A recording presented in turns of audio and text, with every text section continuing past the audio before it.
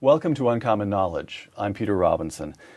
Be sure to follow us on Twitter at twitter.com/UNCKnowledge. Twitter.com/UNCKnowledge. Ask questions, send comments, suggest guests.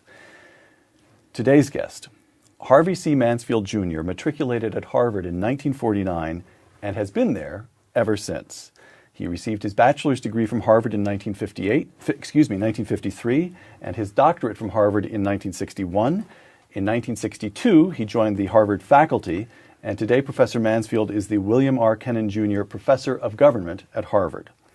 The author of translations and studies of political philosophers from Aristotle to Burke to Machiavelli to Tocqueville, Professor Mansfield is the author of more than a dozen books, including America's Constitutional Soul, The Controversial Manliness, and just out, Tocqueville in a size that anybody can take. A very short introduction to Tocqueville. Today on Uncommon Knowledge, one of the most distinguished academics in America on the state of the American Academy. Harvey, let me begin by noting that when you were asked not long ago to name your proudest achievement, you replied, and I quote you, "At a certain point in my career at Harvard, I decided to raise a little hell." Close quote. Would you care to explain yourself? Oh, well. The raising of hell is your proudest raising achievement. Raising of hell, I decided to have a little fun. Most professors who have tenure are very security conscious. That's a strange thing. You would think that somebody who has lifetime tenure would be willing to take a few adventures. Whoop it up a little. Yeah, but they don't. I think it seems that when you have security, you become even more obsessed about security. It isn't that it sets you free. So I decided to make use of my tenure. All right, and good. to do that by raising hell. All right, let's raise a little hell together right now. Segment 1, leanings. Few statistics. Political contributions by the faculties of several Ivy League institutions during the presidential election year of 2008. Harvard, 7% to Republican candidates, 93% to Democrats. Yale, 6% to Republicans, 94% to Democrats. My own beloved Dartmouth, apparently a bastion of conservatism, with 14% to Republicans and a mere 86% to Democrats. Harvey, why is this? Why are the faculty at so many impressive institutions so monolithically to the left? They can't help it. they because they see each other and live with each other and listen to each other and talk to each other. And they all turned left in this way in the late 60s. So you saw it happen. You were on the I saw it faculty of happen. Harvard, right. That's when it took place. In the late 60s, the New Left took over from liberalism. The New Left's main enemy was not conservatism. There weren't many conservatives at that time. Harvard was run by liberals of an older kind. Cold War liberals, a lot of them. And that would have been when you entered Harvard, the faculty would have been dominated by, I'm trying to adjust a Cold War liberal would have been John Kennedy. That's right. Willing to endorse the New Deal. People like that, yeah. But proud of the United States, a sense of national morale, willing to deploy American force abroad. That would have been the Harvard faculty. In those and days. All of them hard graders. We'll come to that. Yeah. All right. So yes, what happened? That was there. Well, at that time they were simply taken over by the young. Some of them fought, and I fought with them. I was younger, but most of them succumbed to the siren call of the New Left, which placed the protesting youth in charge of the university. They were taking over from the establishment the various institutions which had gotten us into the Vietnam War, and even more were misapplying authority and in general stultifying the country. That was what their view was, and that all of us were undemocratic because we graded people and because we had standards, and we thought that some people were smarter than others. They came after us, and they invaded classrooms and interrupted public discussions and pushed everybody in the universities to the left. What I saw then was just how weak liberalism was in its because there was no fight in it. Center. There was no fight. No longer was a liberal somebody who stood up for something and stood up in defense of liberty, but it was a person who was also eager to please and also afraid of being criticized by those younger than him. At that time, you could say the youth and the students took over the university. That's receded somewhat. They no longer run the place. And yet, in a way, they do, because they are... they have tenure. Yeah, they don't have tenure, but yes, you're right. As professors, they now have tenure. Right. Yeah. The students come and go still, but they're very much very politicized and very much to the left. Now you say so. All this begins, I think, from the students. I see. And the faculty's surrender to the students. Segment 2, Western Civilization. Historian Gilbert Allardyce, quote, "For a time between the First World War and the campus protests of the 60s, all roads led to the Western Civ class. Classrooms filled, teachers multiplied, in the discussion sections, generations of teaching assistants began their apprenticeship in college instruction. Then came the collapse. As Stanford, where we're taping this program, was considering its curriculum in the 1980s, Jesse Jackson led hundreds of students in chanting, 'Hey, hey, ho, ho, Western Civ has got to go.' The historian Victor Davis Hanson tells of giving a lecture about the history of the West and realizing about halfway through that most of the students expected him to talk about cowboys. That was what the West meant to them.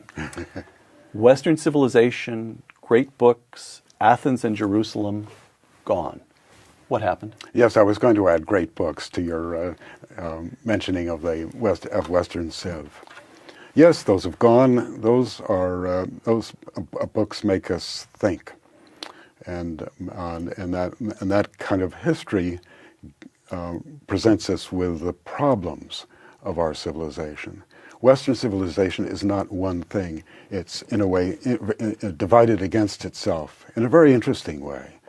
The most important, perhaps, between church and state, between theology and philosophy.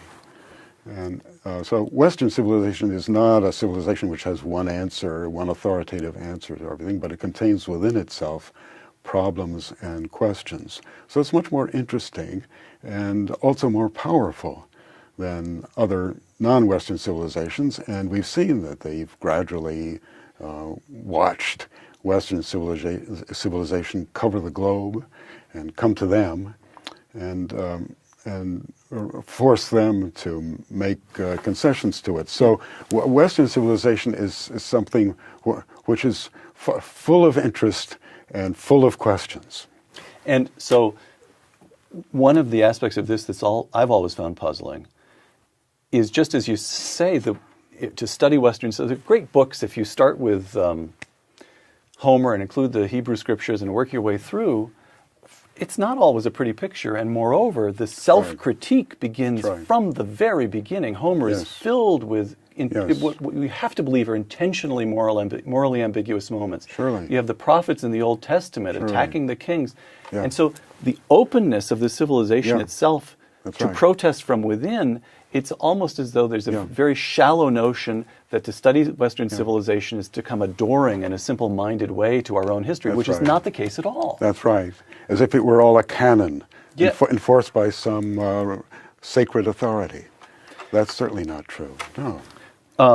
You've written an essay back when Harvard was reconsidering its core curriculum in the 90s. You wrote an essay in which you made a number of specific recommendations. And alas, we don't have time to go all the way through your essay right now. But I'd like to, if you could give me a few sentences on each of these. You've got Western civilization is a recommendation you made for the Harvard curriculum. Quote, "A course that begins with Homer and ends somewhere in the vicinity of Nietzsche still makes a lot of sense." Why does it still make sense? Those are, if you go through Homer to Nietzsche, mentioning, say, a dozen names, those would give you, and you read those books, those would give you the main alternatives behind our way of life today. And so in that way, it would be extremely relevant. Relevance was a demand of the late 60s, but they didn't ever get to it because they were afraid of permanence. What those great books and what Western civilization courses do is open you to the permanent problems of mankind and of human nature. The questions that return again and again. What is the good life? Is it a good thing to be ambitious? Or is it, in general, a bad and selfish thing to do? By the time undergraduates matriculate at Harvard, that one's already been answered. Religion, quote, religion should not only be present but central in our curriculum. Well, it's central in the lives of billions and billions of people, and it's also a central question in our society and again in our Western history. So do we live under God, or are we left to our own devices to do what we wish or what we think right? What is the need for authority? What kind of God exists if there is a God? All these are the absolutely central questions, and we see it even in our time or in our age of science. Science cannot defend itself. Science doesn't have answers to the big questions that religion faces and attempts to answer. The military, quote, this is hardly taught at all, close quote. It's amazing. For example, in my department, political scientists, a lot of them study civic engagement, the lack of civic engagement. Our society is too individualistic, too selfish. How do we get together? It never occurs to them that a person who volunteers to serve in the military is engaged in civic engagement. They think that it's all a matter of, well, to cite President Obama, community organizing. Right. You know, getting people together or holding hands while we pretend to tolerate each other. America, quote, far too little is taught about America at Harvard. We're much too apologetic about America. We are embarrassed that America is as powerful and as prominent as it seems to be, and there's a considerable doubt that we deserve to be in that place. Well, all right, let's look at the facts. How did we get to where we are? That would be one big question that undergraduate students ought to consider when it's their own country involved. Segment 3, Harvey C for C-, Mansfield. I'm told by some of your former students that you earned that nickname. A statistic and a quotation. Here's the statistic. In 1950, about 1/6 of the students in any given course at Harvard received a grade of B+ or higher, a sixth. By 2007, more than half received A- or higher. Here's the quotation, Harvey Mansfield, quote, there is something inappropriate, almost sick, in the spectacle of mature adults showering young people with unbelievable praise, close quote. Sick? Explain yourself. It's passing strange. That's a kind of sick. That professors who devoted their lives to their field should be so quick to find excellence in so many students.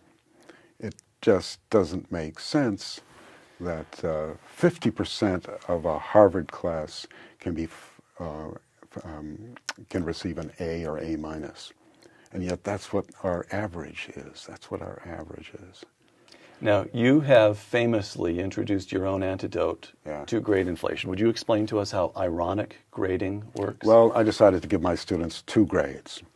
One is the one that it goes to the registrar. That's the ironic grade, and that's based on the Harvard average. And the other one is a private grade from me to them, telling them what they really deserve. And this it's a way of showing my contempt for the grade inflation that we have at Harvard now, and is not just at Harvard, obviously, but all American universities. And on the other hand, not punishing my own students for taking my course.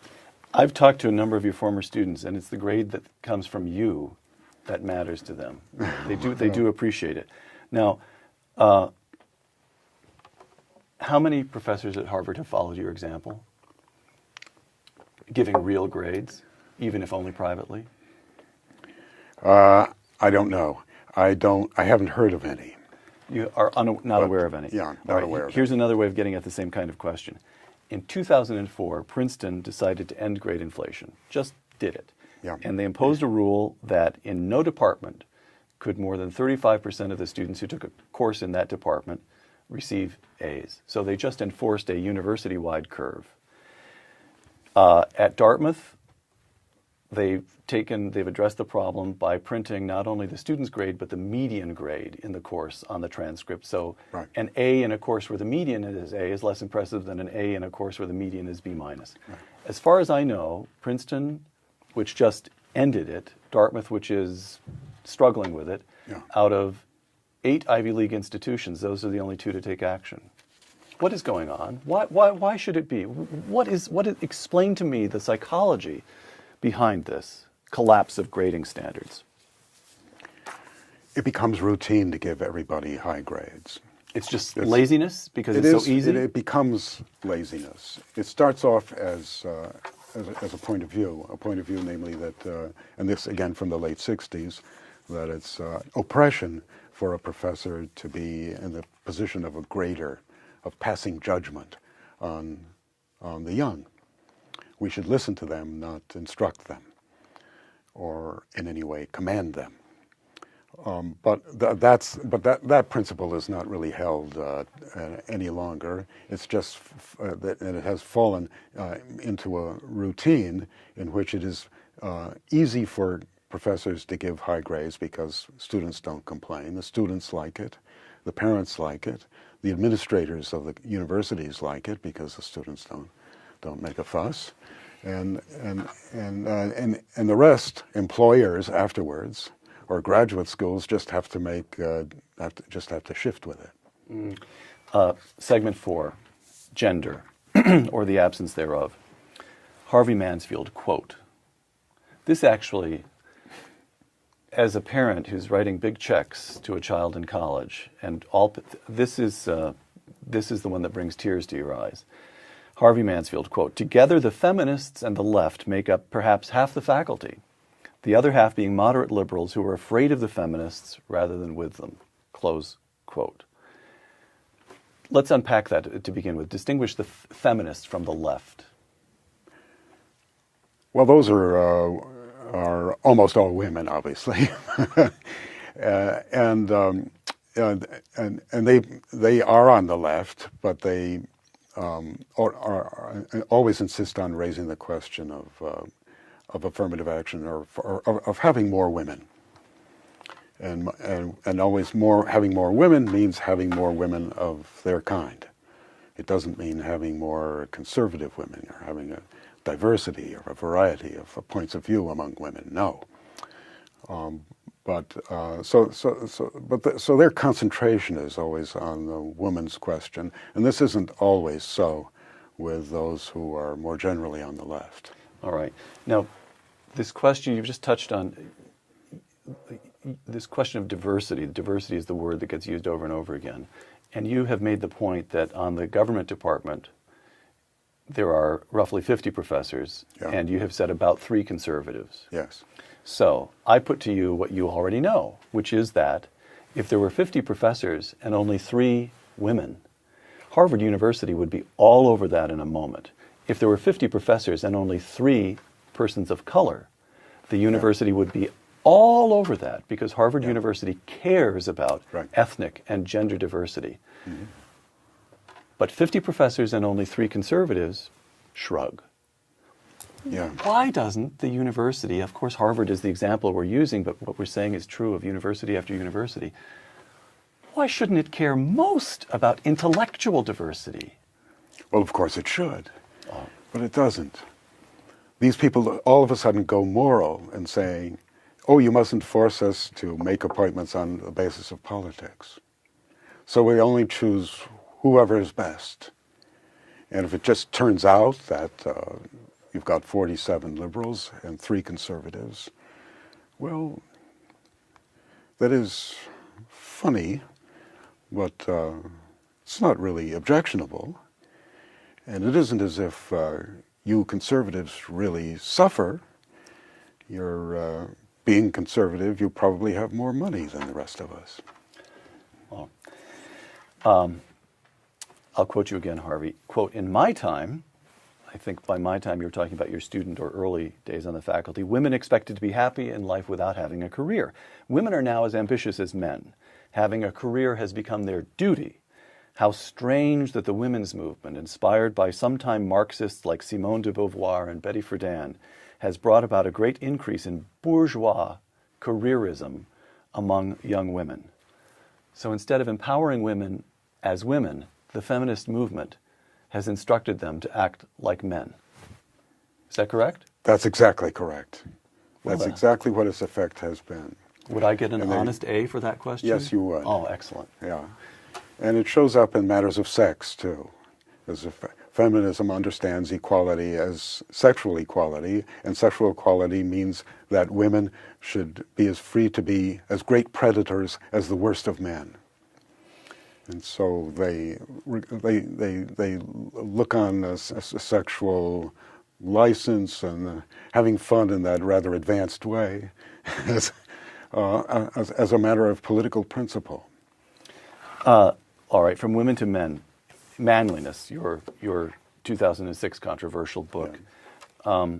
As feminism in the academy has risen, what has happened to manliness?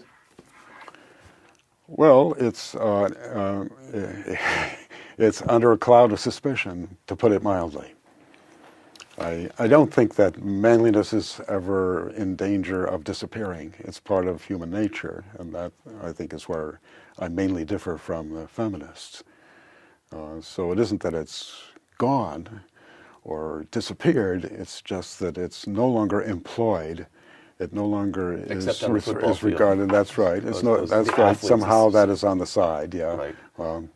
And that's an exception, which is strangely made to please the alumni, right? To please the alumni and a few of the more rowdy males.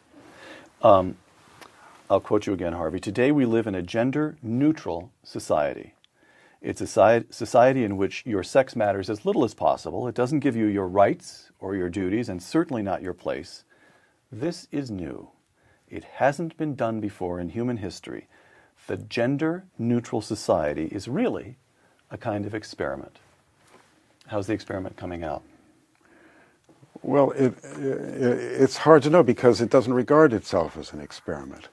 It regards itself as a perfectly natural development out of democracy. That democracy has a tendency to become more and more democratic, as Tocqueville remarked, and this is just another instance among many that could be cited to make that point.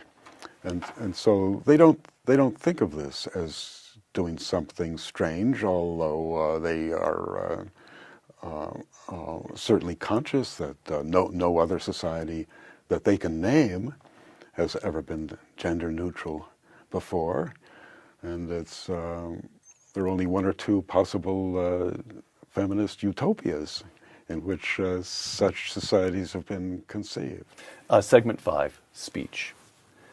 Quoting you again, Harvey. Sensitivity is today's version of the soft despotism that Alexis de Tocqueville worried about in democracies, and it would not have surprised him that the worst of it would be found in the halls of the intellect. Let's take that one step by step. What did Tocqueville mean by soft despotism? It's democratic despotism. It's a despotism which arises from the dangerous individuality, or what he calls individualism in modern democracy. That's when people decide that they can't do anything on their own, with other people, that they are the victim of huge historical forces that are mindless and extremely powerful. And so they react by returning to their own private lives, their family, their friends, and themselves, and let government run their politics for them. Mm. So it's a kind of despotism that results sort of automatically without being intended by anybody, and works through benevolent measures. Big government, or the immense being of government that Tocqueville refers to, is perfectly good, well-intentioned, mm-hmm. and doesn't mean to lord it over you, but it just ends up doing that mostly because people decide to allow it to do that. How is it that sensitivity has now become a form of soft despotism? Well, sensitivity is letting other people's reactions to you decide your behavior. So instead of choosing to do what you think is right and then defending it, you say something or try out something or listen to other people demand something and try to adapt to that. So instead of, when the students chant, hey, hey, ho, ho, Western Civ has got to go, and the professoriate, which has dedicated its life to Western civilization, says, if it has to go, it has to go. Yeah. That's sensitivity. Exactly, yeah. Now, why is it that de Tocqueville wouldn't have been surprised to find the worst of it in the halls of the intellect? Because it is something that begins as an intellectual proposition. The proposition that we don't really run our own lives, but we are victims or puppets of large historical forces beyond our control. Mm. I'll quote you again. Being sensitive to blacks and women, we're talking about life on campus now, gave them the right to be offended when they pleased, and they were encouraged to react with indignation whenever they felt put upon. Thus, the notion of sensitivity led to less toleration rather than more. Those not tolerated were, of course, conservatives. Close quote. Yeah. Less toleration rather than more. Well, because it's you start off by demanding toleration, and then understand toleration as agreeing with you, or making you feel welcome, or making you feel making you feel that you agree, or that you're in agreement, the two of you. So it becomes a demand that the person who's tolerating actually take measures to prevent the other fellow from the victim from feeling bad. And this led to the proliferation of speech codes on campuses in the 90s and early 2000s, where the notion was you shouldn't say anything that would make anyone else feel uncomfortable. How do you know it would make them feel uncomfortable? They say they're uncomfortable. Yes. And so it submerges the standard into a purely subjective and encourages people to say, I feel uncomfortable. Right, because that's a way of grasping power. They pick out certain things to say. Now, for example, black students. I was once accused of saying, you people. Well, that's a phrase which is sometimes used, I suppose, to refer disparagingly to a group of blacks. But you people. So they pick on on what they take to be sort of signals in other people's speech, and interpret it as malign, a kind of malevolence on the part of the speaker. Right. And so what, in the second half of that quotation, what I find so striking is that, of course, those not tolerated were, of course, conservatives. We hear over and over and over again that the reason there are more people to the left in faculty than conservatives is that, well, that's just not the kind of life that attracts conservatives. They'd rather go make money on Wall Street, or they'd rather go into the military. Probably not very many liberals in the military, are there? So it's just the way human beings sort themselves out. And in this, of course, you're saying not a bit of it. There is an active animus against conservatives on campus. Is that correct? Yes. The people who put toleration first are intolerant of those who don't put toleration first. If you have any kind of principle, or try to live by any kind of principle, then toleration is not the most important thing in your life. But by persuasion, or doing the right thing and persuading other people to agree with you, or at least to tolerate you. But the liberals have often, or typically, taken choice and a demand for toleration of infinite choice as their principle, when in fact the difficulty is which choice should you make? They'll tell you, Harvey. Which principles should you use? Right. By which one final time, let me quote you to yourself. And I have to say, this is just outrageous for you to say this, Harvey, the way you do. Conservatism is closer to the mission of the university than liberalism is. Conservatives are more tolerant than liberals, close quote. Now, I've asked you to explain yourself a number of times. This is one case in which I'd ask you to defend yourself. Yes, conservatives are more tolerant because conservatives don't expect that liberalism is going to disappear, whereas liberals expect that conservatism will disappear. And that's because they think that conservatism is based on superstition or prejudice, something that isn't necessary to human life, and that can easily be dispensed with. So there's no excuse, therefore, for a conservative to remain conservative. Once he's enlightened, once he's seen the truth, then he'll abandon his view. But conservatives, I think, don't have that illusion. They know that there will always be the left.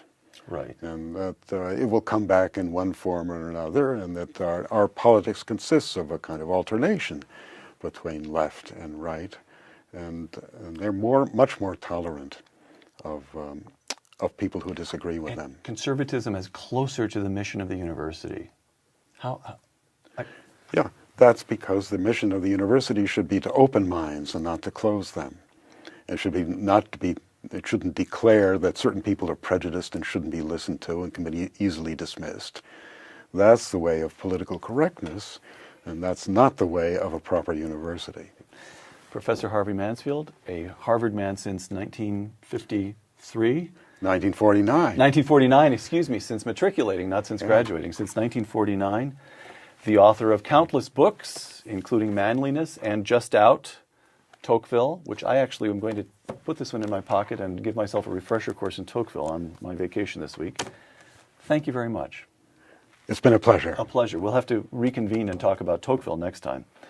I'm Peter Robinson for Uncommon Knowledge and the Hoover Institution. Thanks for joining us.